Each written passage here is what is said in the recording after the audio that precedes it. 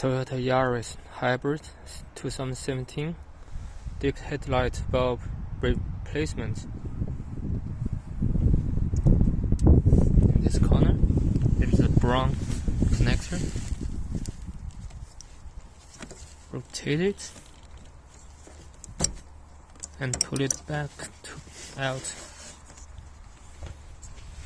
And this one, push the pin to release the bulb and replace the bulb with a new one, which is a HR2 model. And then put it back in, watch the angle, insert a bit,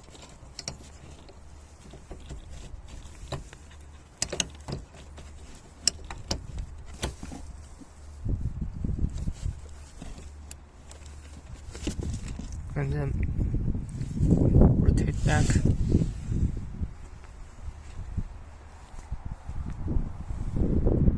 That's it. Thanks for watching.